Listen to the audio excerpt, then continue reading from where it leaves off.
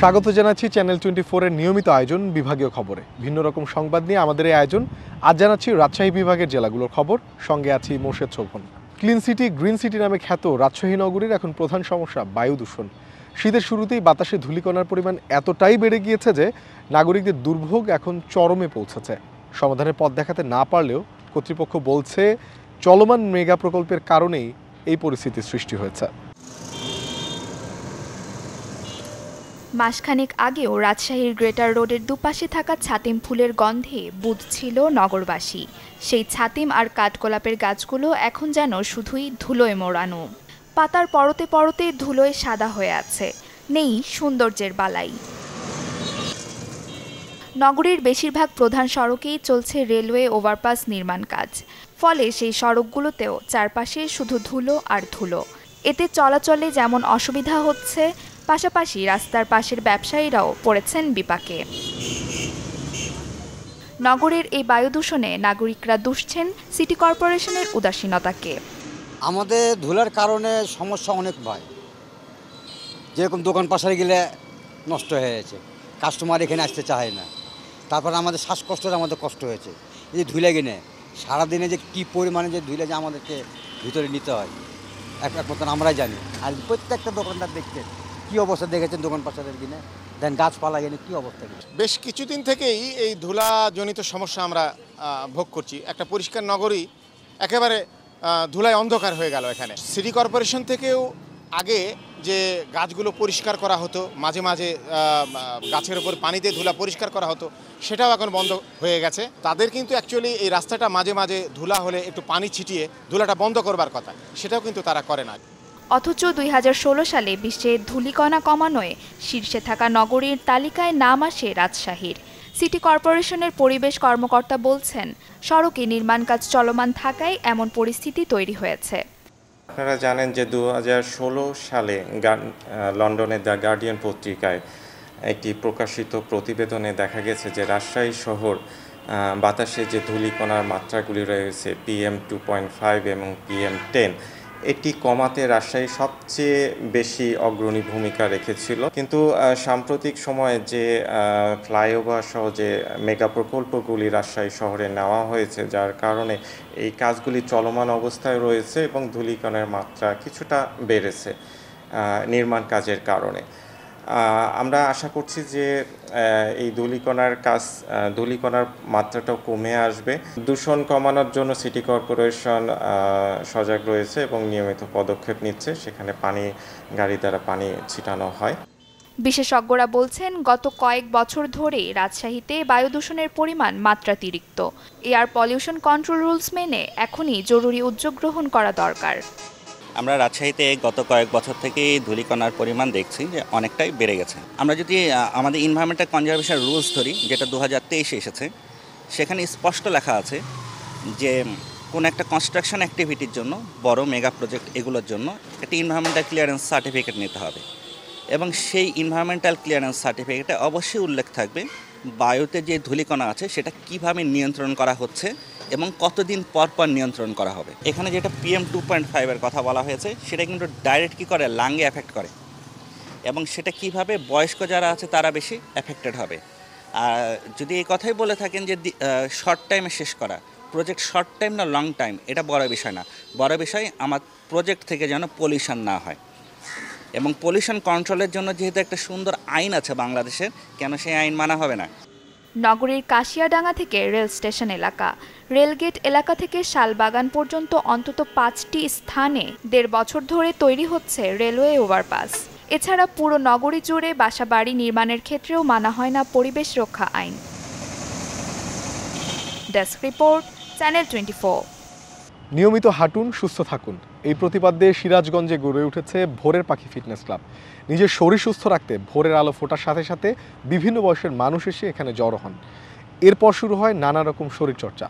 সিরাজগঞ্জের এক ঝাঁক ভোরের পাখি, যারা ভোরের আলো ফোটার সাথে সাথেই ঝাঁকে ঝাঁকে ছুটে আসে সিরাজগঞ্জ শহর রক্ষাবাদ হাট পয়েন্ট এলাকায়।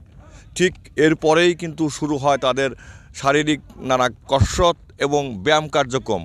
ঠিক এই হাট পয়েন্ট এলাকায় কিন্তু এই যে ভোরের পাখি ফিটনেস ক্লাব সিরাজগঞ্জের যারা সদস্য তারা কিন্তু কাকডাকা ভোর থেকেই তাদের যে ব্যায়াম কার্যক্রম এবং শরীরকে সুস্থ রাখতে নানা শারীরিক কসরত কিন্তু তারা চালিয়ে যাচ্ছে। আপনারা দেখতে পাচ্ছেন এই নির্মল পরিবেশে ভোরে কিন্তু তারা তাদের শরীরকে সুস্থ রাখতেই তাদের এই কার্যক্রম কিন্তু প্রায় 5 বছর হলো চলছে।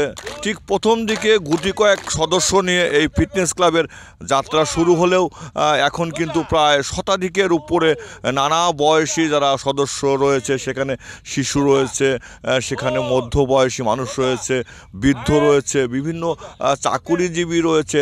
তারা কিন্তু প্রতিদিন তাদের নিজেদের শরীরকে সুস্থ রাখতে এই ফিটনেস ক্লাবের সাথে তারা সম্পৃক্ত হয়েছেন। ঠিক ভোর 6টা থেকে শুরু হয় তাদের এই কার্যক্রম। ঠিক প্রায় 1 ঘন্টা ব্যাপী কিন্তু তাদের এই কার্যক্রমটি চলে। যদি আমরা একজন সদস্যর সাথে কথা বলতে চাই, আপনারা আসলে কি কারণে এই ফিটনেস ক্লাবে সম্পৃক্ত হয়েছেন এবং কেন আপনারা প্রতিদিন এই ব্যায়াম কার্যক্রম পরিচালনা করছেন? আমি মোহাম্মদ হাসান আলী, সিরাজগঞ্জ ভোরের পাখি ফিটনেস ক্লাবের সহকারী ট্রেনার। কাউন্সিলর তাজউদ্দিন ভাইয়ের উদ্যোগে এখানে আমরা 5 বছর আগে সিরাজগঞ্জ ভোরের পাখি নামের ফিটনেস ক্লাবে আমরা গড়ে তুলি। সবাই এলোমেলো ব্যায়াম করে, সেটাকে আমরা সিরাজগঞ্জে শহরবাসীকে উদ্দেশ্য করে আমরা এখানে একটু গোছায় একটা সংগঠন তৈরি করেছি। বিভিন্ন শ্রেণী পেশার মানুষ কিন্তু আসলে এখানে তারা সম্পৃক্ত হয়েছে এবং প্রতিদিন তারা ভোরে ছুটে আসে নিজের শরীরকে সুস্থ রাখতে এবং শারীরিক কসরত তারা চালিয়ে যাচ্ছে। ঠিক আমরা এরকম আরেকজন সদস্যর সাথে একটু কথা বলতে চাই। আসলে আপনি পেশায় কি করেন আর কতদিন হয় আপনি ফিটনেস ক্লাবের সাথে সদস্য হয়েছেন? ধন্যবাদ। আমি লুৎফর রহমান, আমি পেশায় একজন শিক্ষক, দবিল ইসলাম ডিগ্রি কলেজের আমি অধ্যক্ষ তালাশ। আসলে কেন আপনি এই সদস্য হচ্ছে ফিটনেস ক্লাবের সাথে? আমরা জানি সুস্থ দেহ এবং সুস্থ মন অঙ্গাঙ্গ জড়িত। আমাদের নিজেদেরকে সুস্থ রাখতে গেলে, কর্মক্ষম রাখতে গেলে আমাদের শরীরের ফিটনেস দরকার, সুস্থতা দরকার। আর শরীরকে সুস্থ এবং মনকে প্রফুল্ল রাখার একটা অংশ হিসাবে এই প্রতিদিনের ব্যায়াম এটা একটা গুরুত্বপূর্ণ ভূমিকা পালন করে। যেটি বলছেন যে নিজের শরীরকে সুস্থ রাখতে কিন্তু তিনি এই ফিটনেস ক্লাবের সাথে সম্পৃক্ত হয়েছেন। এটি কিন্তু সিরাজগঞ্জের একমাত্র ফিটনেস ক্লাব, যে ক্লাবে প্রায় শতাধিক সদস্য কিন্তু তারা রয়েছে এবং যিনি প্রশিক্ষক তার সঙ্গে একটু কথা বলতে চাই যে আপনি এই ফিটনেস ক্লাবের আসলে যাত্রাটা কীভাবে শুরু হলো, আসলে কেন আপনারা এই ফিটনেস ক্লাবটি গড়ে তুললেন এবং কেমন সাড়া পাচ্ছেন? ধন্যবাদ আপনাকে। আমি মূলত ঢাকা চন্দ্রিমা ফিটনেস ক্লাবের একজন সদস্য ছিলাম। সেখান থেকে শিখে আমি যখন সিরাজগঞ্জে 11 সালে সেটেল হলাম, তখন দেখলাম যে সিরাজগঞ্জে এত সুন্দর পরিবেশ, কিন্তু কোনো ট্রেনার নাই বা কোনো সাংগঠনিক ব্যবস্থা নাই। আমি ভোরের পাখি ফিটনেস ক্লাবের নাম দিয়ে আমরা কিছু সদস্য এটাকে যাত্রা শুরু করি। এখন সুস্থ থাকার প্রত্যয়ে দিন দিন মানুষ উত্তরোত্তর বৃদ্ধি পাচ্ছে। সিরাজগঞ্জ সহ সকলকে বলবো, আপনার সকালবেলা ঘুমে না থেকে নদীর পাড়ে আসুন বা হাঁটুন বা ব্যায়াম করুন, সুস্থ থাকুন। একটা সুস্থ মানুষ জাতির জন্য সম্পদ, অসুস্থ মানুষ জাতির জন্য, পরিবারের জন্য বাটেম। তিনি আসলে যেটি বলছেন যে সকল মানুষকে কিন্তু আহ্বান করেছেন যে তিনি এই ফিটনেস ক্লাবের সাথে সম্পৃক্ত হওয়ার জন্য। আমরা আসলে যদি দেখতে পাচ্ছেন যে এখানে কিন্তু সব ধরনের মানুষই কিন্তু এই ফিটনেস ক্লাবের সাথে কিন্তু তারা সম্পৃক্ত হয়েছে এবং ঠিক আপনারা দেখতে পাচ্ছেন যে ঠিক এই যে শহর রক্ষা বাঁধ যেটি হার্ট পয়েন্ট রয়েছে, ঠিক এই হার্ট পয়েন্টের কিন্তু নির্মল পরিবেশে যারা ব্যায়াম কার্যক্রম করছে তারা কিন্তু নিজেকে সুস্থ রাখতে, সবল রাখতে কিন্তু এই ব্যায়াম কার্যক্রম তারা অংশগ্রহণ করছে, এমন কথাই কিন্তু সকল সদস্যরাই বলছে। এই ছিল সিরাজগঞ্জের ব্যায়াম কার্যক্রমের থেকে সর্বশেষ। হিরক গুণ, চ্যানেল 24, সিরাজগঞ্জ। বগুড়ায় ব্যতিক্রমী আয়োজনে অনুষ্ঠিত হলো সবজি বীজ আবাদ প্রদর্শনী। বাংলাদেশের আবহাওয়ায় চাষাবাদ উপযোগী উচ্চ ফলনশীল জাতের বিভিন্ন সবজি খেতেই প্রদর্শন করা হয়। আয়োজকরা জানান প্রতি বছরই তারা এই আয়োজন পালন করেন। একসাথে ভরা ফসলের ক্ষেতে সবজি চাষি, বীজ ব্যবসায়ী, বিশ্ববিদ্যালয়ের শিক্ষার্থী ও দেশি বিদেশি কৃষি গবেষক সহ 4 শতাধিক আমন্ত্রিত অতিথি। বগুড়ার খামারকান্দির ইস্ট ওয়েস্ট সিডের নিজস্ব ট্রায়াল অ্যান্ড ডেভেলপমেন্ট ফার্মে সবজি বীজ আবাদ প্রদর্শনী ঘুরে ঘুরে দেখছেন তারা। পরিবর্তিত জলবায়ু উপযোগী সবজি ফসলের উদ্ভাবন এবং ভালো বীজ সম্পর্কিত জ্ঞান পরস্পর ভাগাভাগি করতেই এরূপ আয়োজন। নেদারল্যান্ডসের ইস্ট ওয়েস্ট সিড উন্নত প্রযুক্তিতে উৎপাদিত সবজি বীজ পৃথিবীর বিভিন্ন দেশে সরবরাহ করে থাকে। বাংলাদেশেও বিভিন্ন সবজি ফসলের অধিক ফলনশীল হাইব্রিড জাতের বীজ সরবরাহ করে তারা। সেই বীজ কৃষকদের সরবরাহের আগে মাঠ পর্যায়ের পরীক্ষা নিরীক্ষা শেষে প্রতি বছর আয়োজন করে এই প্রদর্শনীতে উচ্চ ফলনশীল জাতের 24টি ফসলের 94টি জাত প্রদর্শিত হয়। ক্ষেতের উৎপাদিত এসব ফসল দেখে কৃষক নিজেই তার জমিতে আবাদ উপযোগী জাতের বীজ নির্বাচন করে থাকেন। এতে কৃষকদের প্রতারিত হওয়ার সুযোগ থাকে না। কৃষকেরা নিজের চোখে দেখছে যে হ্যাঁ এই জাতটা এরকম হয়েছে বা এই জাতটা এরকম আছে, এই জাতটা এই বাজারে ভালো চলছে। এর জন্যে কৃষক স্টোরেজ যে প্রোগ্রামটা রাখছে, এই প্রোগ্রামের জন্য আপনার কৃষক নিজের চোখে এসে দেখতে পাচ্ছে যে হ্যাঁ এটা আমার লাগবে, এই অনুযায়ী কৃষক এই জিনিসটা নিজের মাঠে করে, এটি সবচেয়ে বড় একটা সুবিধা হচ্ছে। সবগুলো আসলে বাণিজ্যিকভাবে এখন ওনারা বাজারজাত করেনি, তো সেগুলো আমরা দেখতে পাচ্ছি। আর হচ্ছে আমাদের এলাকাতে হয়তো একটা চলে, অন্য এলাকায় আর একটা চলে, মানে সার্বিকভাবে যে একটা মানে টোটালটাকে একটা দেখার সুযোগ এটাতে পাওয়া যাচ্ছে। সবজি ফসলের জাত উন্নয়ন নিয়ে গবেষণারত বিশ্ববিদ্যালয়ের শিক্ষার্থী ও শিক্ষকরাও আসেন প্রদর্শনীতে। ফসলের মাঠ থেকে প্রাপ্ত অভিজ্ঞতা নিয়ে দেশীয় ও আন্তর্জাতিক বিভিন্ন প্রতিষ্ঠানের সাথে যৌথ গবেষণা চালিয়ে ভবিষ্যতে নিজেরাই উন্নত জাতের বীজ উদ্ভাবনে সফলতা পেতে চান তারা। যেহেতু তারা বাইরের কান্ট্রিতে প্যারেন্ট জেনারেট করে আমাদের দেশে নিয়ে আসে, তো আমরা আমাদের দেশে যেহেতু আমরা ব্রিডিং ব্যাকগ্রাউন্ডের, তো আমরা আমাদের দেশে কিভাবে এটা করতে পারি, কত সহজে করতে পারি, এই জিনিসগুলো কিন্তু আমরা এই ফার্ম ভিজিট থেকে অনেকটাই ক্লিয়ার। কৃষক সরাসরি তার যে কোন জাতটা চাষ করবে সেটা সে সরাসরি দেখতে পাচ্ছে, সেটা সে বলতে পারছে যে আমার এরকম দরকার, বা এটা এনে থেকে থাকলে যে এটা তার পছন্দ না, এটাতে এই জিনিসটা চেঞ্জ হলে ভালো হয়, সেটাও সে বলে দিয়ে যাচ্ছে। সেইভাবে ব্রিডাররাই করে। আমিও কিন্তু একজন ব্রিডার, হ্যাঁ, পাবলিক সেক্টরের বা আমি বিশ্ববিদ্যালয়ে চাকরি করি। আমিও আসছি কিন্তু শেখার জন্য, যে আমি দেখি তাদের অভিজ্ঞতা, কৃষকদের সাথে আমি ইন্টারেক্ট করছি, তাদের কি চাহিদা, তারা কি চায় আসলে, সেইভাবে কিন্তু আমি শিখে যাচ্ছি। আমার ব্রিডিংয়ের যে কাজ করব, হ্যাঁ, ভ্যারাইটি ডেভেলপমেন্টের, সেই কাজ কিন্তু এই অভিজ্ঞতাটা নিয়ে আমি কাজ করতে পারবো। আয়োজকরা বলছেন, বাংলাদেশের ক্ষুদ্র কৃষকদের উৎপাদন ও ব্যবসায়িক দক্ষতা বৃদ্ধির পাশাপাশি নিরাপদ শাকসবজির সরবরাহ বাড়াতে সহায়তা করবে এই সবজি বীজ আবাদ প্রদর্শনী। We carefully select the best elite line, mother and father. আমরা মূলত এই বীজটিকে কৃষকের কাছে পরিচয় এবং উৎপাদনের দিকটি তুলে ধরতে কাজ করছি। পরবর্তীতে এগুলোকে বাণিজ্যিকভাবে উৎপাদন করব। Then we promote it to the farmers field nearby. সারা পৃথিবীতে বিভিন্ন ধরনের ফুডের, ফসলের বিভিন্ন ধরনের চেঞ্জ আসতেছে, সেই চেঞ্জগুলোকে আমরা এখানে নিয়ে আসার চেষ্টা করতেছি।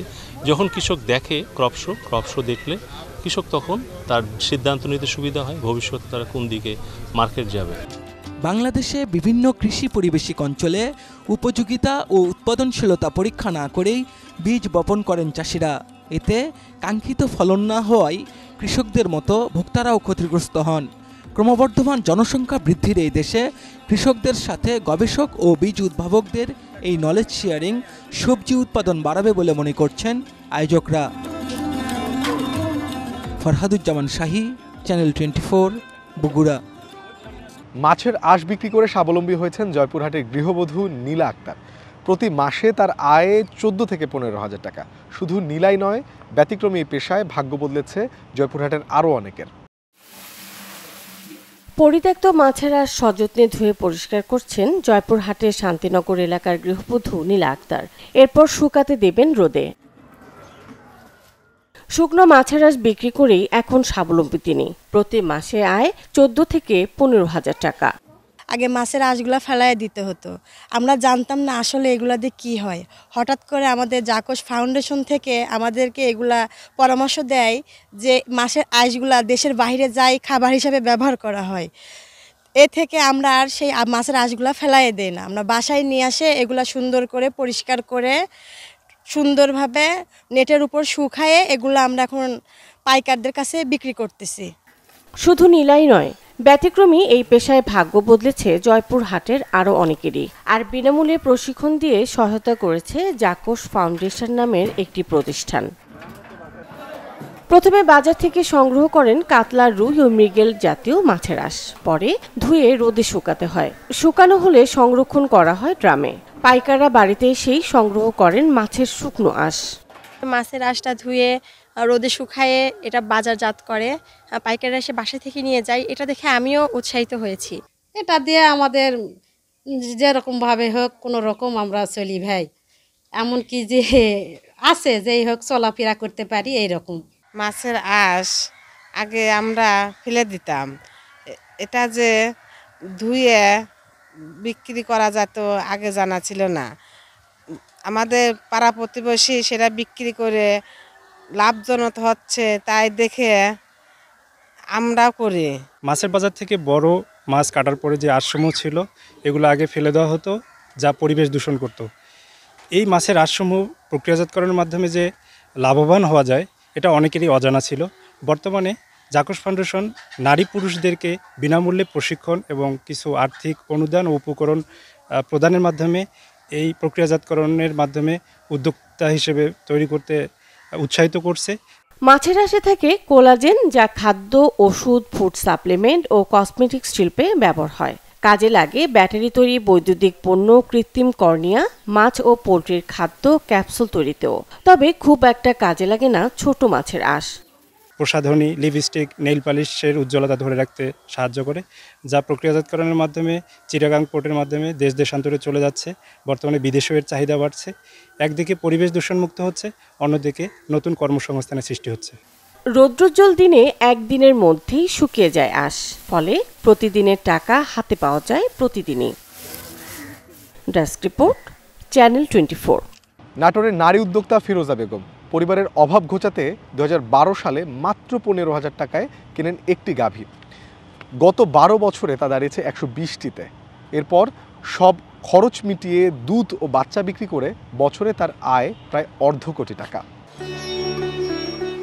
ফিরোজা বেগম তার নিজ খামারে গরু পরিচর্যায় ব্যস্ত সময় পার করছেন। শুরুতে একটি গরু দিয়ে যাত্রা করলেও এখন তার খামারে রয়েছে 120টি গরু। জানান টানাপোড়েন সংসারের হাল ধরতেই 2012 সালে গরুর দুধ ও বাছুর বিক্রি করে। এখন বছরে আয় হয় 50 লাখ টাকা। আমি একটা গরু থেকে শুরু করছি, আজকে 12 বছর হলে। একটা গরু প্রথম কিনছিল, কেনার পর তারপরে তার থেকে বাচ্চা হয়েছিল, বিক্রি করে সেখানে তো গরু কম দাম ছিল। তারপর আবার দিদি গরু কেনার পর আস্তে আস্তে আস্তে আমার এখন 120টা গরু। এখন আস্তে আস্তে বেশি হয়েছে, এখন লোকজন রাখছি। একসময় তো ছোটো সংসার আসছিল, কষ্টও আসছিল, আল্লাহ দূর করেছে। এর থেকে বাড়ি করেছি, বিল্ডিং দিছি, জমি চোরাত কিনেছি, পুকুরটাও করেছি। সব দিক দিয়ে আল্লাহ দিলের রহমতে সব দিক দিয়েই ভালো। আমার স্ত্রী পাশাপাশি এখন আমিও সময় দিই খামারে, ভালো লাগে। প্রাণীর সাথে আমাদের একটা ভালো সম্পর্ক হয়ে গেছে। এখানে যে প্রাণী সম্পদের অফিসার আছে, যিনি আলমগীর সাহেব, এবং সহকারী যারা আছে, তারা অত্যন্ত আমার খামারের প্রতি যত্নশীল। খামার দিয়ে শুধু তিনি নিজেই স্বাবলম্বী হননি, করেছেন কর্মসংস্থানের ব্যবস্থাও।